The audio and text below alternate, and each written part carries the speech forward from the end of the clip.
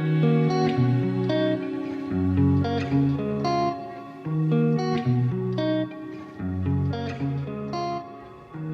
and welcome. My name is Mark and I'm with Homes Ajijic, and we've been getting a lot of questions. And so in this video, I'd like to answer the 10 most frequently asked questions about living and owning a property here in Ajijic, Mexico, on beautiful Lake Chapala.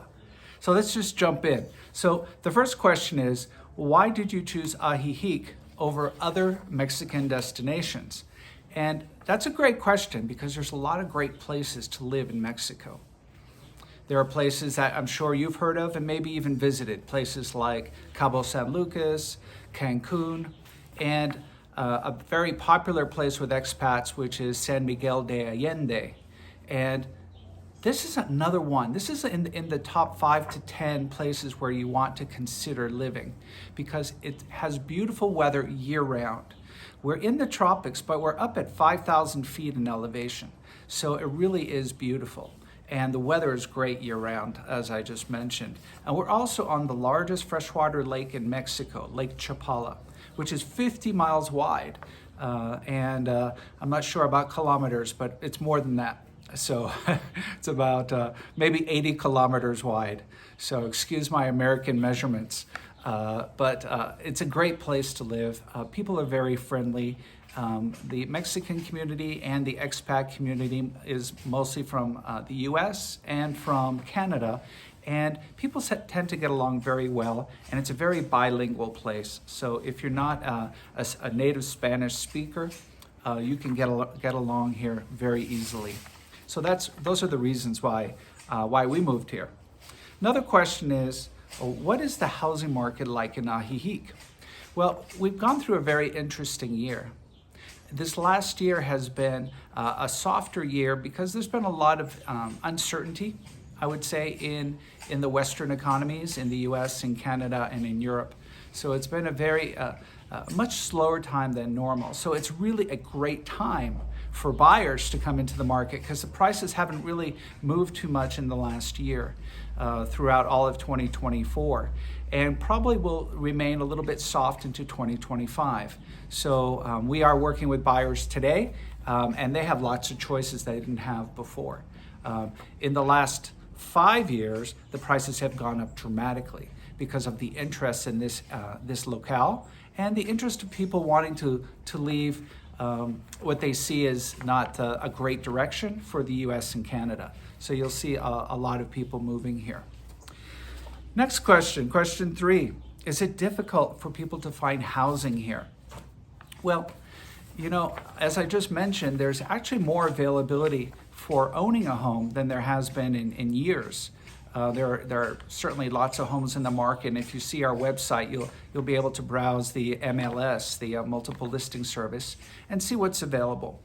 But if you're looking to rent, rentals actually are pretty full. A lot of people like to come here and rent for a while and see if they like it before they make the decision to purchase. Other people, like our friends who just moved here, just said, we're in, and they just found a place that they loved, and we helped them get that home. So we're very, very happy to have our friends here as well. And really, there's a large community of people here that really enjoy reaching out, much more so than you're probably used to in the US and Canada, where people say hello to each other on the street. It's sort of like going back 40 or 50 years in terms of just friendliness and knowing your neighbor. So that part's really great. Fourth question was, do you recommend that people rent or should they buy a home in Ajijic? And again, this is totally up to you. If you're really committed and looking to really put in your roots here in this area, you know, owning can be a great idea. Rentals are a little harder to come by because many people are here for either shorter periods of time or they're here to test the waters. So either option is good, and we can help direct you to people to do either. We help people buy and sell homes, but we also have some rental referrals, people who are aware of the market and can help you find what you're looking for, whether that's a condo that you want to rent for a year or whether it's a full house. You know, there are houses with lake views And I mean, there's some really spectacular places here. And if a view is important to you, there are thousands of homes with just great lake views. Another question is, what is the average price of homes in Ajijic? And I wanted to pull this up too because, you know, they range all over the place. But I would say the average home is between 300,000 and maybe 400 to 500,000 US dollars. And this is a beautiful home. This is a home probably that would be $1 million in the US. This is a home with 2 or 3 bedrooms, 2 or 3 baths, probably a pool, and plenty of space. So this is a pretty reasonable place to come into the market, between 300 and 500. Now, like all markets, there are luxury properties, and the luxury properties start at $1 million, $2 million, and more. And some of these homes are just jaw-dropping beautiful. And again, you know, our agency helps people with those as well. And so it really depends on your budget and what you're looking to invest in real estate. But there are some amazing homes for every price range. Another thing to keep in mind here, though, actually, that's the next question. So let's wait till the next question. So the next question is, what are there financing options for home buyers? And that was just sort of the natural next thing I wanted to get to. You know, Mexico tends to be a cash market. And one of the good things about that is that prices tend to move more slowly because it isn't based on what the current interest rate is for a mortgage. You're not at the whims of some central bank saying all of a sudden, you know, your mortgage now is 2 points higher or 2 points lower, which really has sometimes a really negative effect on the markets in the US and Canada. But here in Mexico, as an all-cash market, it keeps the prices more reasonable as well, because to afford a property all cash, of course, you have to have access to the cash. So it's not just coming in with 20% down. Now, for those people who really want to finance, there are some options, especially if you're a resident of Mexico. And that's an important consideration if you're planning to spend time in here in Mexico to really move toward this residency program. If you are a resident, there are opportunities to get a loan, but the loans tend to be quite a bit higher. And just the latest ones I'm familiar with are about 15% interest, and you have to put 50% down. So it's not usually the best option to get a mortgage or loan on a home. But there are some options if you're in that situation. Okay, another question. What are the rental prices and availability like? Well, I think I mentioned a little bit about the availability, and the availability is it's tighter than the home ownership market right now because, again, the homes haven't been selling quite as quickly. We're down a little bit in terms of volume of sales. But again, that makes it a great buyer's market. But it also has encouraged people to come here and rent for a while to see what it's like, to see which community in this Ajijic area, in the Lake Chapala area, that they would most enjoy. You know, that you can live right in town and have a lot of activity, or you can live a little bit outside of town and have great views and more tranquility. So it depends on what you're looking for. But to answer the question, rental prices and availability, I mentioned availability. Rental prices, they start as low as around $800 a month. I know it's jaw-dropping for people north of the border. Probably a really nice place is between $1,200 and $1,500 US per month. And many of these are fully furnished, and the utilities are really not very expensive. The electricity on a condo or in a 2-bedroom casita is probably somewhere around $50 a month, maybe $75 a month. Depends if you're running an air conditioner all the time, then it might be more. It depends. There are a couple of hot months. May and June tend to be the hottest months. So people tend to run their AC if they have that in their homes. But the homes really vary. You can pay as much as $2,000 or $2,500 if you really want a beautiful home. And so you have many options along the scale. Next question. What's the process for buying a home as an expat? Now, this is interesting. Buying a home in Mexico is different. there are several differences, but it's not so dramatically different. It's actually quite straightforward, and the idea is that we work with an attorney. So rather than an escrow agent, which is pretty typical north of the border, here we work with attorneys, special attorneys that are focused on real estate and on things like related to real estate. So they're called notarios, and notarios deal with this type of transaction, and they deal with this every day. So there are many in the area, and this makes sure that your transactions occur properly. And of course, you can transfer funds easily from the US or Mexico. It works in a similar way. You would find a home that you like, make an offer, and maybe there's a counter until you come to some agreement, and then a deposit would be due, so earnest money, and that would give you a chance to also do any sort of final inspections or whatnot. And then if you choose to move forward, closings can happen in as quickly as 30 days here. It's actually pretty fast. Or if you need extra time, 45, 60, 90 days are common closing periods as well. And like the US or Canada, you would transfer the remaining funds in that time, and then the attorney would make sure that everything's good, the title is good, the transfer's complete, that everything is above board.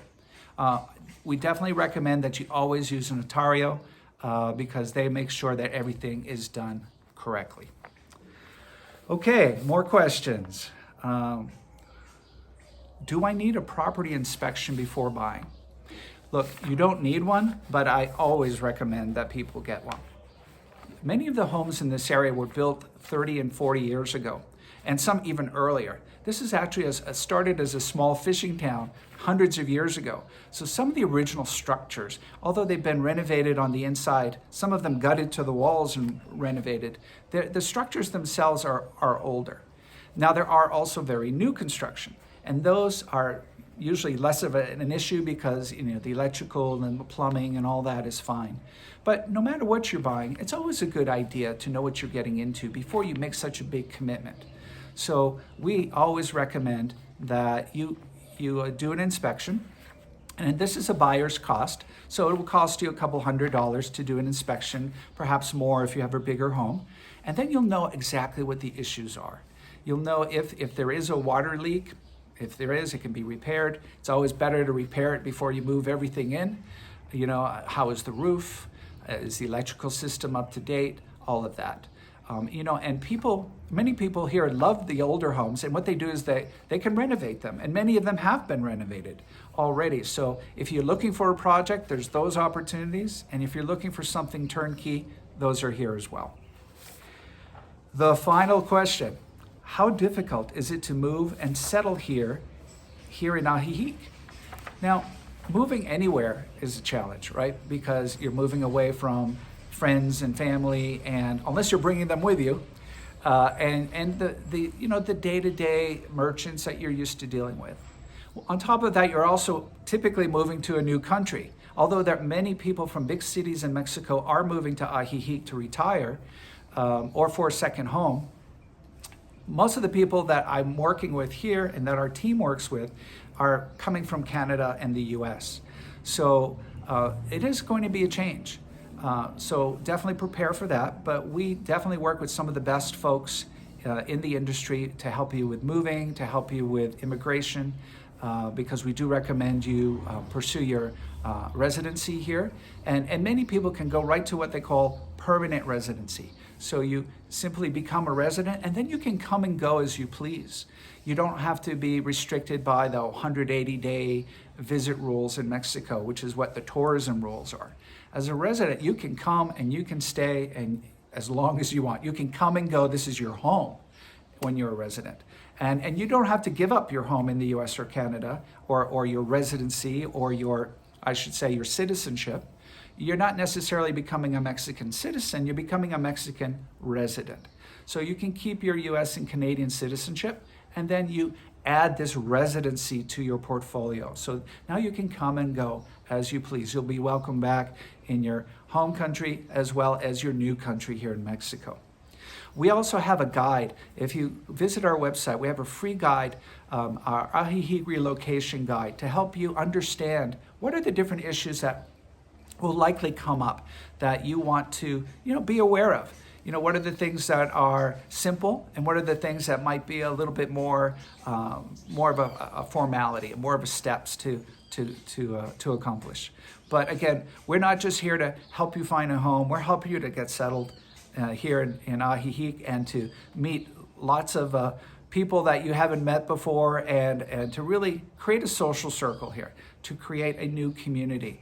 We don't want you just to live on the hillside and be all alone. We'd like you to join our community. There's so many activities here.